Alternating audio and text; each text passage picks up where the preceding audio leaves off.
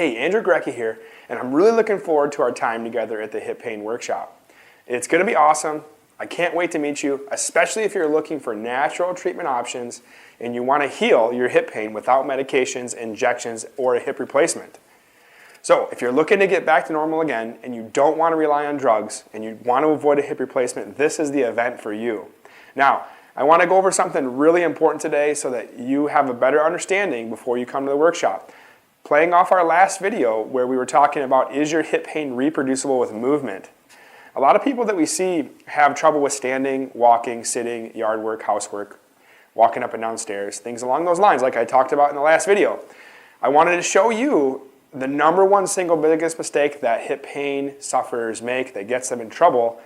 And a lot of times during the workshop, we will treat somebody live from the audience to demonstrate how effective our approach is. In just this last workshop, I did just that. We had somebody who was really skeptical. She had pain for a really long time. She had been to 4 other physical therapy clinics, so very skeptical.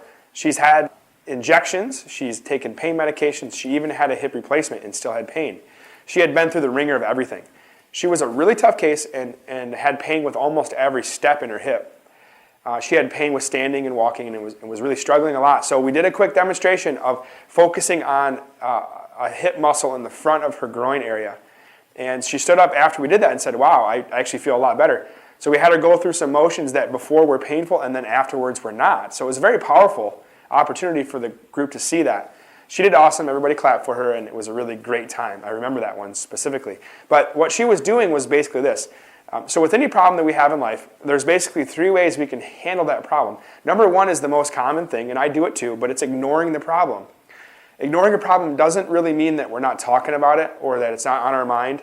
It just means that we haven't done anything to fix it and we're making a lot of excuses. So sometimes we say things like, well, I'm just getting old, or I've always had a bad hip, or I had an injury back in high school or when I was younger, or the weather's bad. So we blame it on our genetics or whatever. There's a list. We could blame it on work. The list is huge. There's a million different things that we can blame it on. But none of that is really getting to the source of the problem, which is it hurts when I move. And so here's what happens. If we take a look at our life on this map and you map it out and all the activities that you do, you have some that are really intense. So that might be jumping, running. They'd be on the outside of this diagram. Then we have some activities that are easier towards the inside. And what happens is, same thing with this lady is she limited herself. She basically said, every time I stand or walk more than 15 minutes, I get pain. So I asked her, well, what do you do? And she said, well, I don't stand for more than 15 minutes or walk for more than 15 minutes. That's my solution. And so if standing or walking are out here in terms of intensity, we basically take that away. We avoid the activity. So we might have other activities out there like running or lifting heavy things or vacuuming, whatever that might be for you. The less intense things like sitting, driving, getting dressed, things like that. Well, eventually if we continue to ignore the cause of hip pain, what happens? Well, exactly what happened to this lady. She loses one layer of the activities and that basically gets us blocked in. And of course we can compensate or we can figure out other ways to do things, but all that is just one form of ignoring what's going on. We start to lose the ability to do those things. And then eventually what happens? We get to the point where we can only sit and sleep without pain, and that's all we're doing. And many times that's when I see people in here in physical therapy. So we're waiting a long time, and they've been told that they need surgery now, and that's the only option. Otherwise, they're not going to be able to walk. And by the way, we're going to talk a lot about surgeries for the hip, and that's not all true. There's a lot of myths out there as far as when we need a hip replacement or a hip surgery, and we're going to dispel some of those myths.